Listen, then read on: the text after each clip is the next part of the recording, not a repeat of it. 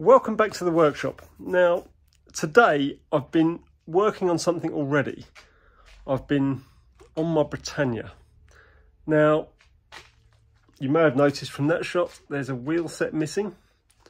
I hadn't planned on videoing any of this. It was meant to be a very quick job and back together and all good. However, one of the wheels was moving when the springs weren't. So there was no load on the spring to actually take the weight of the engine on that wheel. So the bogie was carrying more weight than it should. When I started to take it apart, it's got more and more in depth. So I'm going to show you how it looked.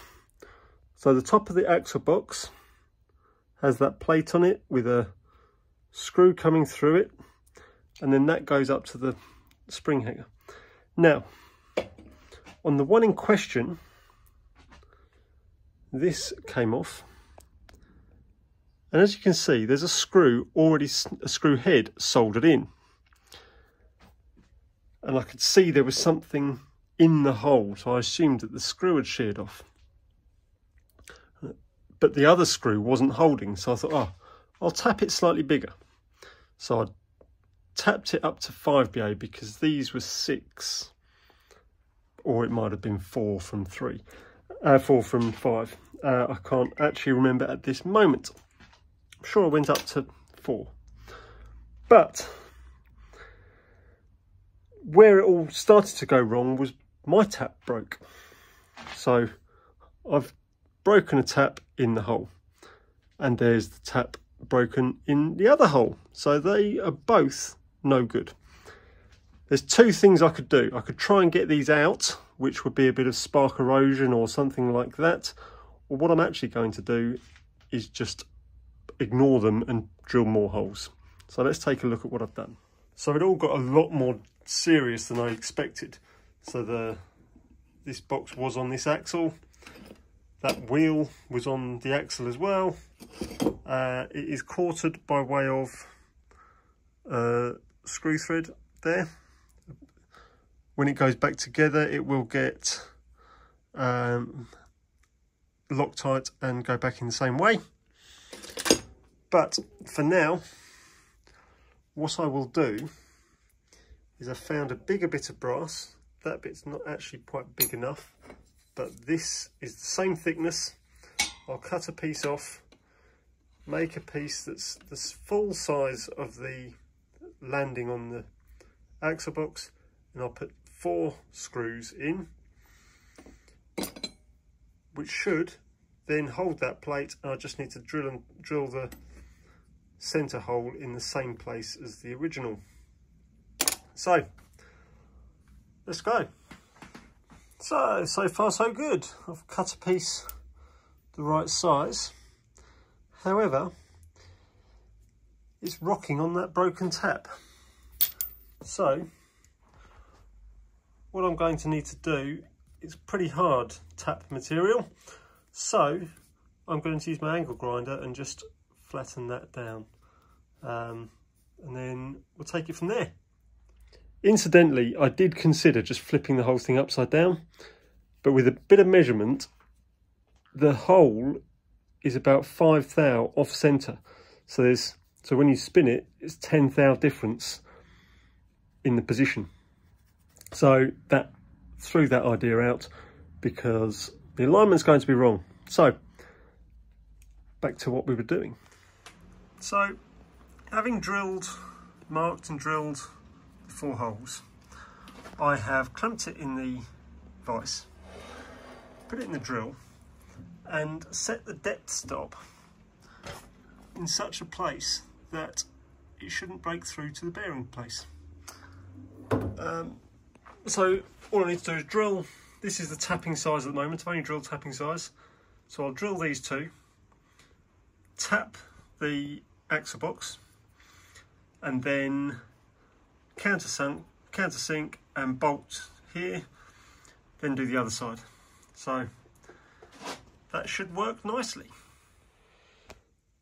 So there we're halfway. I just need to do the other side. I haven't countersunk this, I just thought I'd use 2 normal bolts and then run a nut down it to clamp it down. I can make the right size bolts afterwards. Incidentally, I occasionally get people ask me, how deep should I drill and tap? And I get people that go so far, it's ridiculous. Any further than a nut and you are basically wasting it. A nut is as strong as the bolt. So if you just look at how deep you're going into and make sure it's as deep or more than the nut, you are good. As it is with this, I've just gone a depth that doesn't break into the passageway below. So a little tip from me, I've just bolted 2 bolts through, or nut and bolted 2 bolts through the holes. I'm going to cut them flush with the nut and then just file them. And then as I take the nut off, that will clean up the last threads so you haven't got the burr on the thread. So then that will go into the hole nicely. Plus it also ensures that I've got a nut's thickness on the bolt. Now to get the position of the stud hole in that plate, I've bolted it back in. It's double-sided axle box, so that's got to be the right place. Put the keep on, and I'm just going to use a drill bit that's that size to just start the hole to give me a position. Now this wedge is in the back just to hold the axle box at the top of the slot.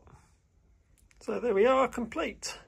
Now before it goes back on the axle, I'll probably put a little bit of grease in the bearings and then it can all go back together.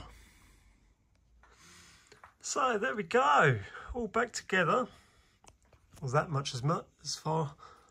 Just the brake gear to go, and then she should be good.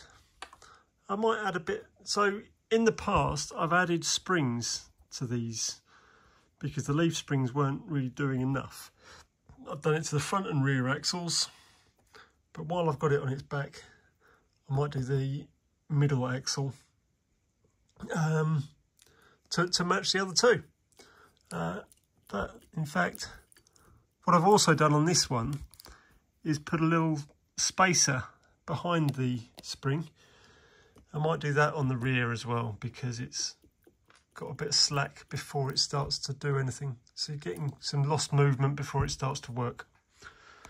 But that lost movement could mean that it ends up hanging on sitting on the pony truck too much. But yes, next time you see it, she'll be back on her wheels. And there we go, back together, and hopefully I've not missed anything. Got a bit more involved than I'd intended, hence you've got a video. But within an evening, with a little bit of thought, it's all done. So hopefully, especially with the extra springing, she's ready for the track again another day. She can't go back in her home for the moment because I'm making some changes to where she lives, but maybe that'll be another story. So for now, thanks for watching. I hope you've enjoyed it. Hope there's been something to learn, and I will see you again next time. So keep up the good work. Goodbye.